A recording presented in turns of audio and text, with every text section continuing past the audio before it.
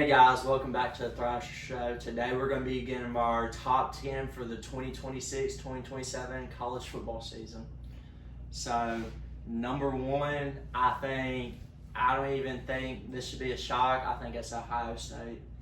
Yeah, they got probably the best receiver in all of college football. They always consistently have the best receiving core. And then they had Julian Sayin coming back as quarterback. Had almost a Heisman win last year. I think he came in like third. They got Jeremiah Smith. They got Bo Jackson. They did lose their receiver coach, but they lost a lot on the defensive side of the ball, which they pretty much reload every year.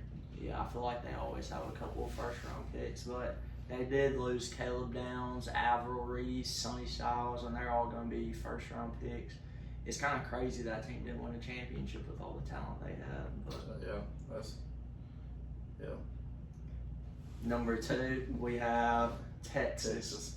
I think Arch is going to have he's probably my front runner for the Heisman this year. I think he's going to have a great year. Yeah, he started off the season kind of slow, but at the end he really picked it up. I think a lot of people are calling him overrated, but I think he's a really good quarterback. They had a lot of weapons in that receiver room. They added a lot in the transfer portal. I think their transfer portal class was definitely up there. They got maybe the second best receiver in the country, Cam Coleman. Cam Coleman didn't really have a quarterback last year at Auburn. And they got the two best running back in the transfer with Raleek Brown and then Smothers from NC State, Hollywood Smothers. Yeah, I'm expecting a big year from Texas this year. And then they got a bunch returning on the defensive side. They hired Will Muschamp, which Steve Sarkisian's kind of on the hot seat. If they don't do good this year, if they don't. Oh yeah, I think they're gonna have to play for a national championship for. I think if they make the playoffs, they'll be fine. Yeah, they didn't even make the playoffs last year, though. Yeah, if they go 8-4 this year, I think he's gone. They have too much money going into Texas for them not to be competitive. Yeah. Number three, we have Indiana, which they're reigning national champs. Yeah. I think they got the best coach in the country. They lost Fernando Mendoza. But I think they got, nobody really knew who Fernando Mendoza was. Well, some people knew who he was, but they didn't think he was going to win the Heisman. And they got Josh Hoover coming in. They got Nick Marsh on the receiving corps. And I think they got too good of a coach, and they put too much in the transfer portal to go. They'll at least make the playoffs. I don't know about repeating, but I think they'll at least make the playoffs. That's right. Number four, Miami.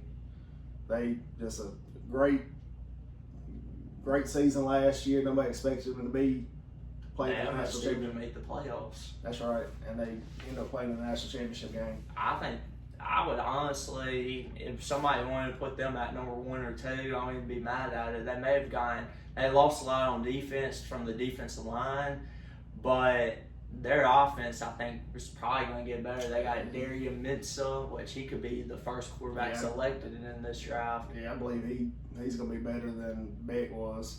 And then, Beck wasn't bad. He was just inconsistent. Sometimes he played good, sometimes he played bad. And they got Malachi Tony, which is, all of these teams that we've listed so far has like a top receiver in the country. And I think he's probably top three. They got that white dude from Duke. I don't know his name, but he's pretty good. And they got that running back coming back. What's his name? Fletcher. Yeah, Mark Fletcher. I could see him in the national championship game again. Yeah. Number five, we have Ole Miss. No surprise, they probably got one of the best top three quarterbacks coming back. Probably the top running back in the nation coming back. I think they got the best running back and quarterback. And the top kicker coming back in the nation. Yeah, they definitely got the best special teams. I think a lot of people expect them to step back, but I think that's just people that haven't been paying attention. Yeah, and I think they're not giving Golden enough credit, and I think everybody thinks that Kiffin was the only reason we were winning. But we have a lot of talent on that whole team, and I think our defensive side of the ball is going to be a lot better. this year. Yeah, I think people are not paying attention to that. I mean, they're going to be running the exact same offense. Yeah, John David Baker runs the exact same offense as Charlie Weiss. And their defense has gotten a lot better, should be a lot better. So I think that.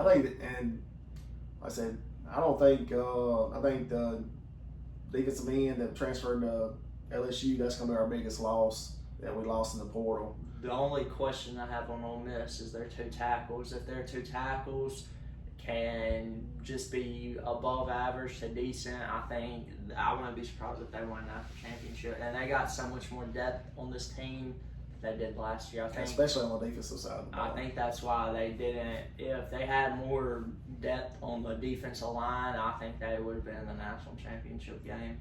Yeah, they kind of run out of steam. That defensive line kind of ran out of steam. Their linebackers weren't very good last year. I think they upgraded a lot in the secondary and them linebackers. Yeah. Number 6 is Georgia. Kind of like Indiana, they just have way too good of a coach to not be in the top 10. Kirby Smart's 1 or 2 best coach in. Yeah, it's one of those teams in the Ohio State, Georgia, Alabama. They kind of recruit itself. Not Alabama. Anymore. Well, I mean, not anymore, but like used to. Alabama used to recruit like for itself, especially when Saban was there. They got one of the best quarterbacks returning. Their defense is always going to be good with Kirby Smart. And then they have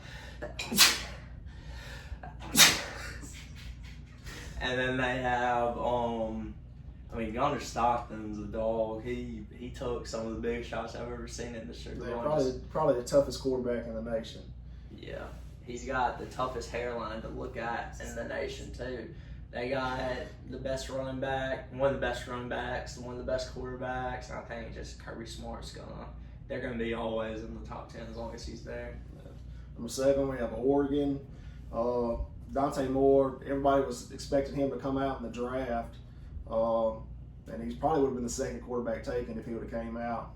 But I think and then they had Dylan Raiola.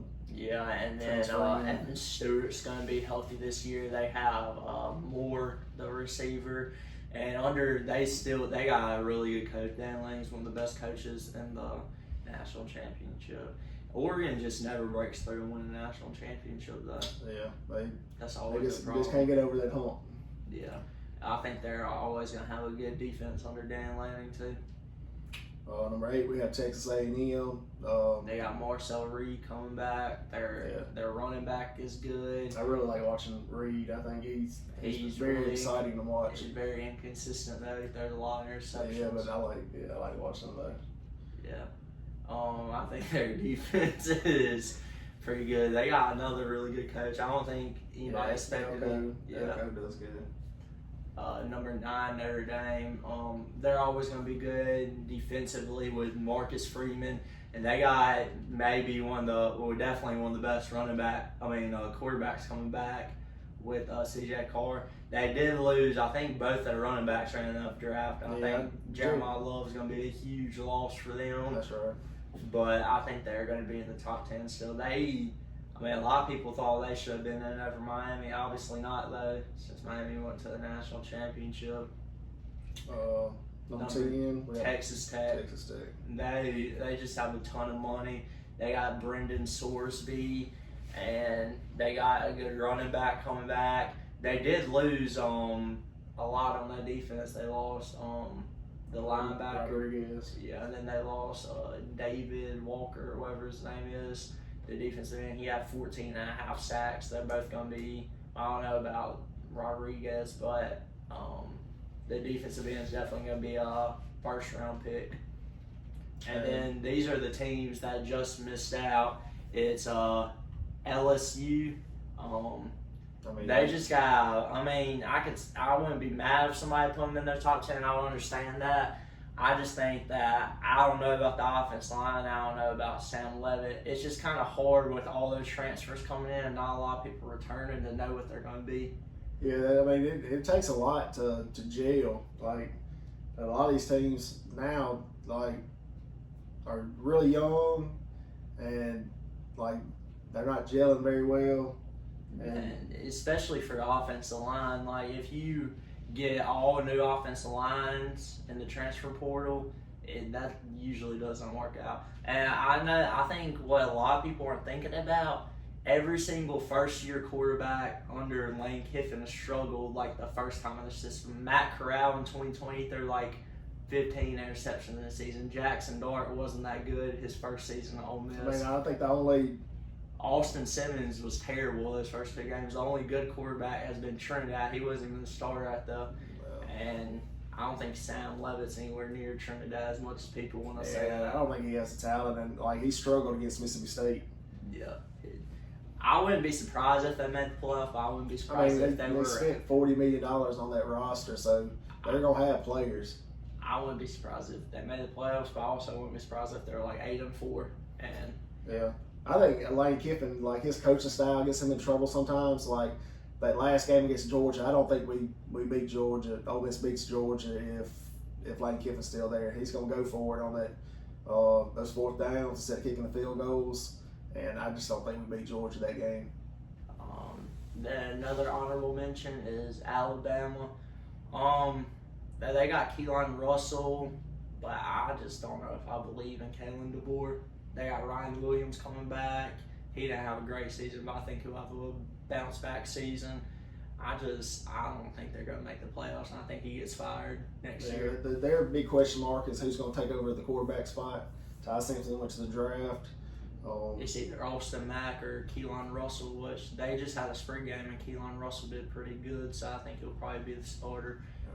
And then our next honorable mention is Michigan. They have a lot of, kind of like LSU, not as much as LSU, but they have a lot of transfer portal people. I think they upgraded in coaching, though, with that entire Sharon Moore situation. Yeah. They got Kyle Winham, and I think their quarterback, Bryce Underwood, I think he's going to do a great job. He was kind of underwhelming last year, but he was a true freshman. It's hard for an 18-year-old to step in straight out of high school and compete on that kind of stage.